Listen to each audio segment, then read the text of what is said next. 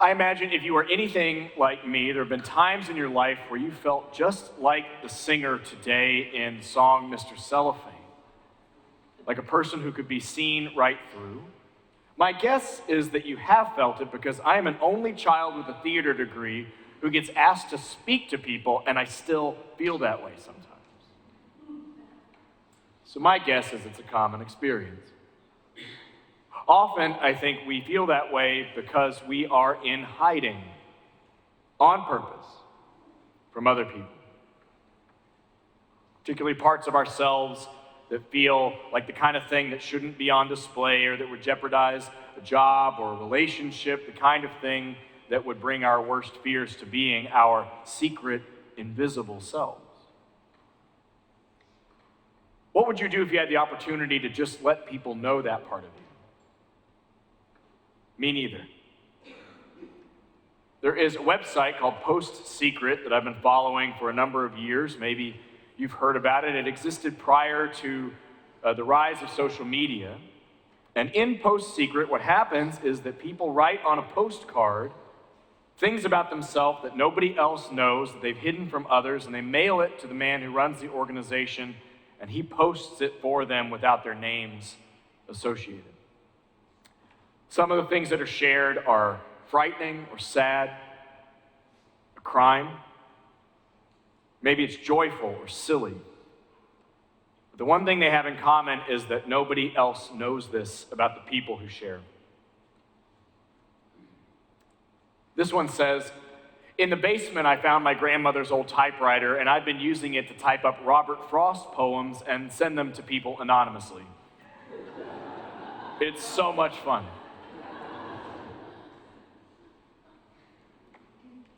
He's been in prison for 2 years because of what I did. 9 more to go.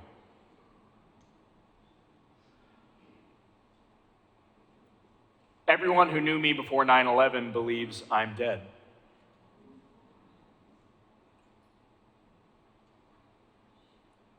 I just feel so invisible and alone.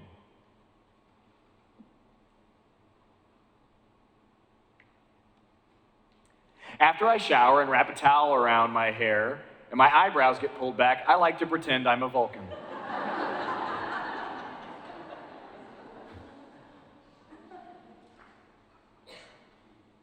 I believe in God again. Is somebody's secret?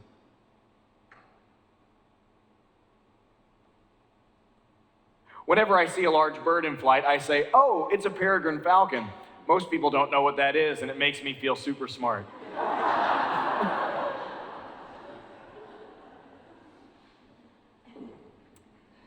There are 5 emergency $100 bills in my closet for a plane to Chicago the day you say, "Let's get back in touch."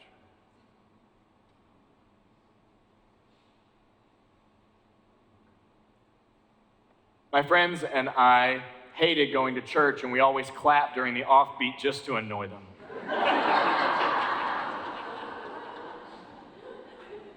Which one of you is doing that?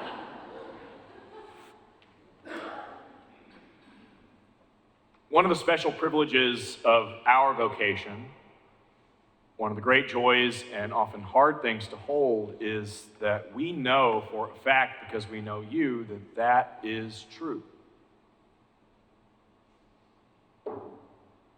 Maybe it's not exactly what's written on those cards, but it's close. That every single person in this room has something silly, joyful, shameful, that maybe nobody else or a very small group of people knows. And if we ask this room to make those same cards, they would look just as powerful as what you've seen. Nothing less. People in the room who have hurt others deeply and are trying to make amends. Facing a deep kind of loss or grief that makes them think they can't go on, or shame about who they are that anyone else ever found out about would just be the end of life as it's known. A dream they've never shared with another human being But I promise you that the invisible lives of the people in this room are no less powerful than what you saw on the screens. We promise. And in what's happening in PostSecret, to me, is so interesting because it speaks to this part of being a human being that is at odds with itself. Two things being true at the exact same time. I want you to see me, don't look at me. I need to keep this hidden, I'd like you to know me. Stop looking at me. Start looking at me. Stop looking at me. I need you to know me fully so that you can love me. Please don't look too deep. This dual, conflicting tension in us, this creative tension that wants to be known and wants to hide, all at the same time, often precisely from the people we have asked to love us the most, or from the God that someone told us loved us the most. And it's hard for me to make sense of that way of being human in an era in which a lot of us, especially those engaged in any form of social media, are encouraged to express our every thought and action all the time. Live streaming our lives, not worship services. There was an era in our lives, especially those of you who were alive in different generations, for whom conformity was the norm. Sit down and be quiet and think what everybody else thinks was a common idea. And now people who are growing up in this era, and not just growing up, but just alive in this era, are told, let us know what you're thinking and doing right now, what you're eating, what you thought of the last play you saw, the last movie you saw, and especially politics. I'm told that it does matter what I think, matters so much that if I just post one more thing about politics, the wheels of justice will suddenly turn. And that you care deeply about my opinion. There's a trap in all of that. A lot of them, actually. Wanting to be seen, if everybody is trying to be seen all at the same time, means that nobody is being seen.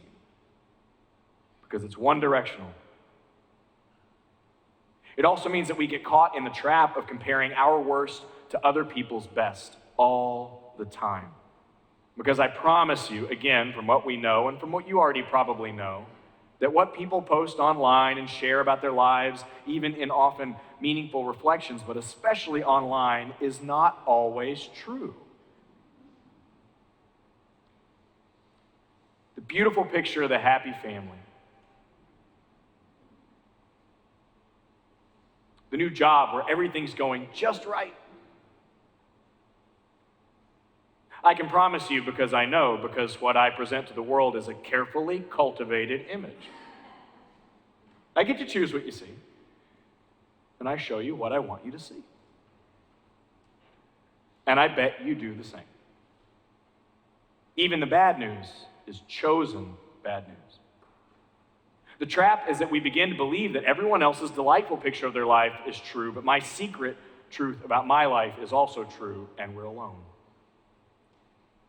Or the bait and switch of this new era of authenticity and self-expression is, tell us what you think. It's very important to be honest and authentic. Wait, you think that?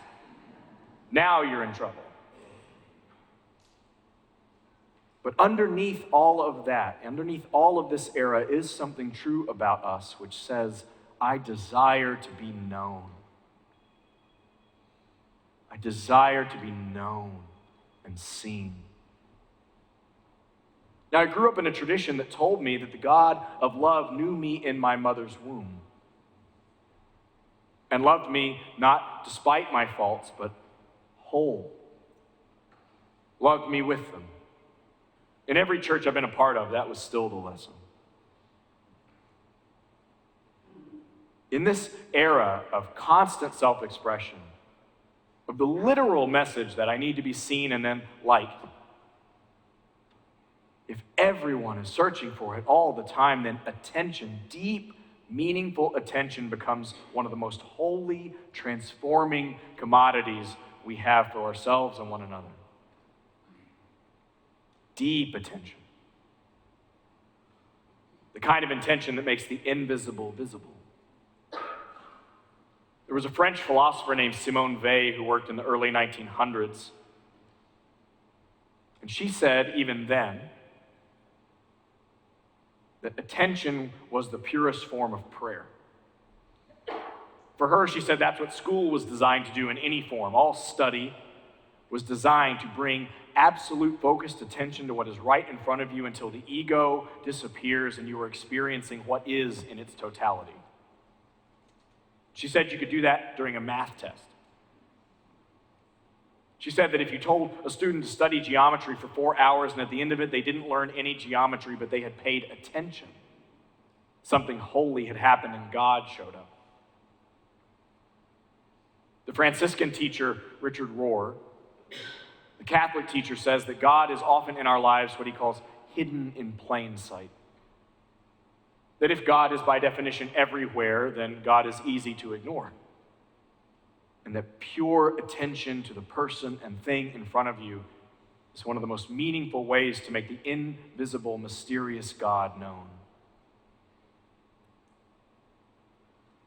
I know that in my life, real attention, I'm not talking about the attention I get online or from a group of church members in a congregational setting like this. It's just impossible in a big setting like this for me.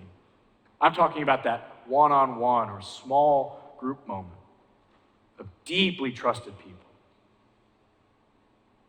That kind of attention has been where God, the invisible, mysterious, was made known and my life was saved. This weekend, I've gotten to participate in kind of the full range of what it means to be a minister. Being here with you today, on Friday, helping a family grieve and hold in their hands the ashes of a daughter in their 20s. Yesterday, last night, marrying a couple in their 20s as they prepare for a new life together. And one thing was constant in all of those moments. People realizing that having a concrete human being who looks at us and says, I see you and I adore what I see, makes all the difference. A lot of times, liberal religious communities struggle because we get so abstract. It's hard to have ideas love you. You can love ideas, kind of. They don't love back in the same way. It's why when a 5-year-old asks you what God is, you don't say, well, God is a word that is a complex metaphor trying to understand the totality of all existence, the beginning of all things, the end of all things, which is within and without, but beyond all naming. You just say, God loves you. That's why it matters when people pray to Jesus,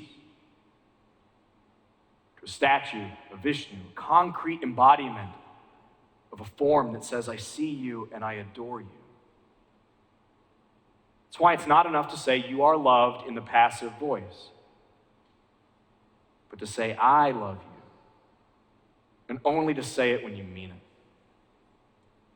Because that form of attention is one of the most precious, life-saving things in the world. That when every one of us will admit that we want to be seen and hidden, a person who would say that and mean it to us means everything. If you feel like you're not being seen in that way, you are certainly not alone. But also this current climate that says that if you're not being seen and get 1,000 likes on your post, you might not be real yet, is a lie. The world is built and maintained on invisible, unseen realities that are real whether anyone sees them or not. Ask a physicist to tell you about dark matter. What cosmologists and astrophysicists believe is the primary function of all space and time, the thing that makes up most of reality itself we don't understand, and so we call it dark matter. We can't see it, but we believe it has to be there. Or ask a physicist to tell you about the electrons swirling in every atom of your body that are theoretically in 2 places at the same time, or all places at the same time, which means that the very matter of your bones is infused with magic possibility that you can't see. But it's still real. Think of everybody that picked the fruit that you ate this morning. Paved the road that you drove in on. Dug the trenches. Fixed the pipes that bring clean water to your house. Populations in our country and society that are marginalized and put in the shadows because of the color of their skin or where they were born or their legal status, all of the invisible people who make life itself possible. Or just think of yourself and all of what I do not know about you. Maybe nobody knows about you, but is very, very real. And I think just like in those secrets, it's easy to think that those are the parts of ourselves that we need to fix or get rid of, that we either need to fully disclose to the world or figure out how to fix, that they're not the good parts of us, the secret, invisible parts of us. They can be just as precious and holy as any other piece. I'm telling you that this room is filled with things just as profound as any of those secrets. And so remember, when you encounter another human being today, in the fellowship hall, or in your bedroom, in your kitchen, or who's cashing out at the register at the grocery store, there is an invisible reality you will never fully know. And having the right audience, not the entire world, not a whole church, the right audience who can see you in your fullness and say, I adore what I see, will make all the difference in the world. And if you find it, fight for your life to maintain it. Those pieces of who you are that remain hidden or secret or we hide away are not the throwaway pieces. They are, in fact, where life and the invisible, mysterious God is being made known. The place in you that feels astounding grief from losing a partner, a loved one, is exactly the part of you that knows how important it is to love and be held. Do not let that go. The part of you that feels ashamed and alone is exactly the part of you that knows how important it is to be free and with others. Don't let that part go. The part of you that feels regret over something you did or said is the part of you that knows you make a difference in the world. Do not let it go. Pay holy attention to it. The piece of you that thinks that no one hears your voice is precisely the piece of you that thinks you have something worthy of saying. Pay attention to those pieces too. The whole world does not have a right to that piece of you. Likely, it's not their business. But for the right audience, including you, that when you look at yourself in the mirror, or when a God of love will not let you go, or when a tangible human being in front of you says, I see you, I adore you, then the mysterious, invisible God is becoming known. And then the world looks more like heaven on earth. And then the word love means something. And that's not a secret. May it be so, and amen.